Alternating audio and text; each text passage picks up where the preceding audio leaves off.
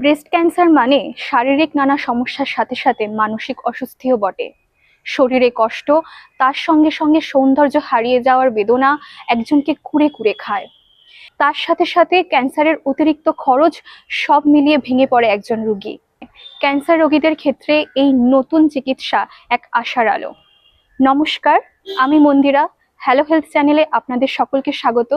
আজকে আমাদের সঙ্গে রয়েছেন বিশিষ্ট medical oncologist doctor Tanmoy Mondal.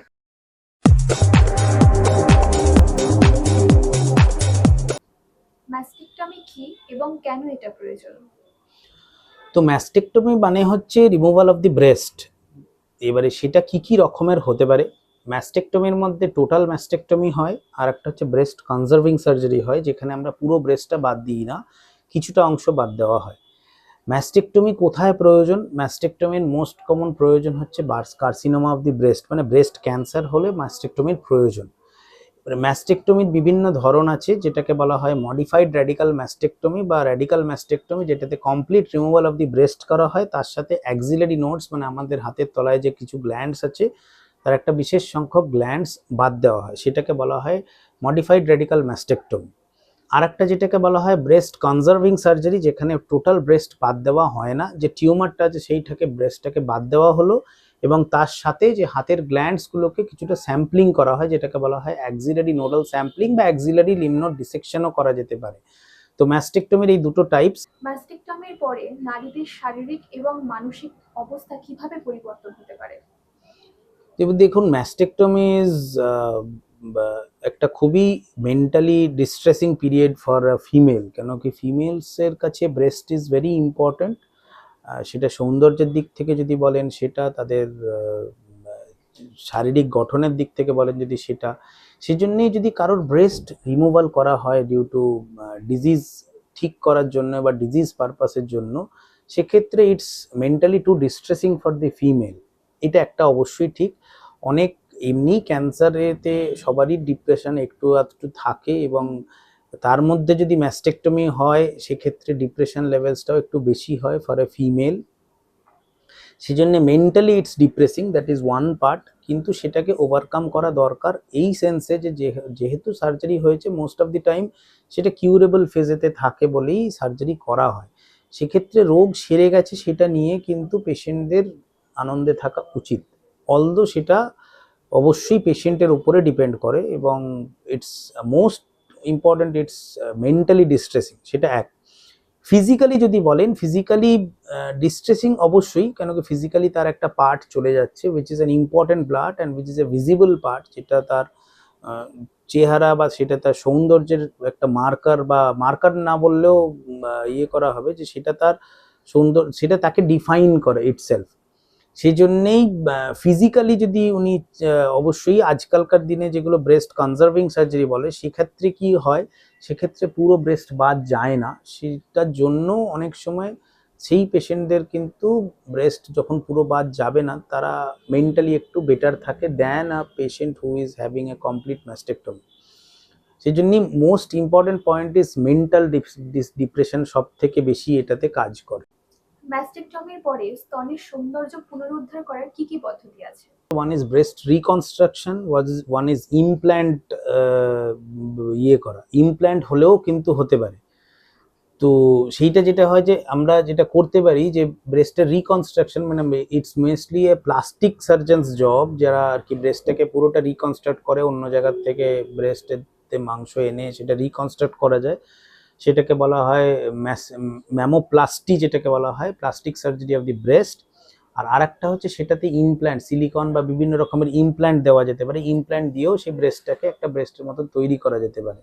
So these are the two ways in which a breast can be reconstructed, সেটাকে বলা হয় ম্যামোপ্লাস্টি।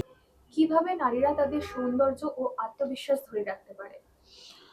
দেখুন, যদি কারোর ব্রেস্ট ক্যান্সার হয় এবং সেটা যদি কিওর হয়ে যায়, তারপরে ম্যাস্টেকটমি হয়েছে বা ব্রেস্ট কনজার্ভিং সার্জারি হয়েছে, একটা মেন্টাল ডিপ্রেশনের মধ্যে দিয়ে যায়, ট্রিটমেন্ট চলে, তার মধ্যে chemotherapy, radiotherapy, whatever hormone therapy treatment হয়, তারপরে ফিমেলসদের নিজেদের আত্মবিশ্বাস এবং শারীরিক সব কিছু ফিট রাখাটা খুব দরকার, জরুরি, not only for herself, also for her family, for the whole of people around her. কিভাবে ধরে রাখতে পারে? After all most important is they should stay positive, positive থাকা উচিত মেন্টালি এবং physically, that is one. Second হচ্ছে they should do regular exercise, exercise in the form of aerobic exercise, সব রকমেরই এক্সারসাইজ করাটা উচিত। যদি বলেন যেদিকে ম্যাস্টেকটমি হয়েছে সেদিকের হাতের কিছু এক্সারসাইজ শেখানো হয় যাতে সেই হাতটা ফুলে না যায় বা লিম্ফ ইডিমা যেটাকে বলে সেটা যাতে না হয়, তার জন্য কিছু এক্সারসাইজ এমনি স্পেসিফিক্যালি বলা থাকে, সেটা করা উচিত। এবং ওভারঅল যেটা most important, they should maintain an healthy diet and a healthy quality of life, যাতে she becomes or stays positive both physically and mentally so that everything remains in place। এভাবে কিন্তু তাদের নিজেদের আত্মবিশ্বাস সবসময় রাখতে পারে। এবং বিভিন্ন যে সার্ভাইভার মিট হয়, দেখবেন বিভিন্ন জায়গায় সার্ভাইভার মিট হয়, কেউ যদি সেরে যান এবং উনি যদি একটা সার্ভাইভার মিটেতে গিয়ে বিভিন্ন অন ট্রিটমেন্ট পেশেন্টদেরকে বলেন যে আই হ্যাভ বিন কিওর্ড, সেক্ষেত্রে তারাও খুব মেন্টালি ভালো থাকেন এবং they also become charged for that. ম্যাস্টেকটমির পরে নারীদের জীবনযাত্রায় কি কি পরিবর্তন আসে? ম্যাস্টেকটমির হওয়ার পর যেসব পরিবর্তনগুলো দরকার বা যে চেঞ্জেসগুলো পেশেন্টদের নিজেদের করা উচিত, one is no smoking, one is no alcohol, maintain a healthy lifestyle in the form of একটু regular exercise, regular weight training, সেটা করাটা উচিত। আর হেলদি ডায়েট, ডায়েট মেনটেন করা উচিত। ডায়েটেতে সুগার খেতে পারেন, অফকোর্স সুগার খেতে পারবেন না কেউ বলছে না, but sugar in a limited state, oily foods in a limited state, junk foods কম। হেলদি ডায়েট বলতে যা যা বোঝায়, balance diet should be maintained, weight should be maintained, signs of metabolic syndrome যেগুলোকে বলা হয় লিপিডেমিয়া, ডিসলিপিডেমিয়া, কোলেস্ট্রল এবং আমাদের সুগারস, যতটা কন্ট্রোলে রাখা যায় সেটা ভালো। সেই জন্যেই these are the signs of A healthy lifestyle. Healthy lifestyle বলতে যা যা বোঝে সেগুলো কিন্তু করাটা উচিত। এখন সাধারণ মানুষ কতটা সাবলীল এই ধরনের চিকিৎসার সিদ্ধান্ত নিতে? দেখুন, আমাদের ব্রেস্ট ক্যান্সারের যে সার্জিক্যাল পার্টের যে ট্রিটমেন্ট হয় তার মধ্যে মোস্ট ইম্পর্টেন্ট হচ্ছে ম্যাস্টেকটমি। কিন্তু আপনি আজকের দিনে যদি বলেন ম্যাস্টেকটমি এবং ব্রেস্ট কনজার্ভিং সার্জারি, মানে আমরা ব্রেস্ট বাঁচিয়ে যে সার্জারির কথা বলি, দুটোর আউটকামস কিন্তু সেম। এরকম নয় যে কেউ যদি বলে যে ব্রেস্ট বাঁচিয়ে অপারেশন করে সে খুব ভুল করলো এবং পরে ফেরত এলো, that is a wrong concept. Outcomes of both complete total mastectomy and breast conserving surgery are same. সেজন্যই এইটা খুবই ভুল ধারণা যে ব্রেস্ট বাঁচিয়ে সার্জারি করলে হয়তো পরবর্তীকালে ফেরত আসার চান্স বেশি থাকে।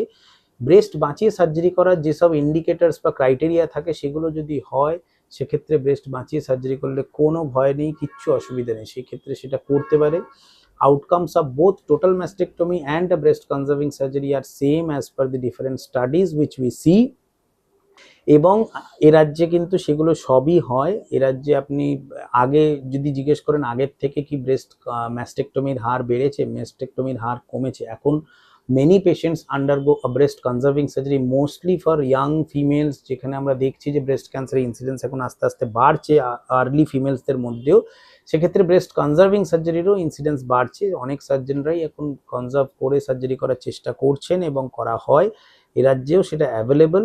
এবং সেই তাতে কি হয়, পেশেন্টের একটু মেন্টাল ডিসস্যাটিসফ্যাকশন বা ডিপ্রেশন যেটা থাকে সেটা একটু কম থাকে, সেক্ষেত্রে পেশেন্টরাও একটু ভালো থাকেন এবং আউটকামসও similar as per the complete mastectomy. সেই জন্যেই যদি কেউ চান সেটা কিন্তু করাতে পারেন, এরকম ভাবার কিচ্ছু নেই যে ম্যাস্টেকটমি করলাম না বলে হয়তো ফেরত এলো, সেই ধারণাটা খুবই ভুল।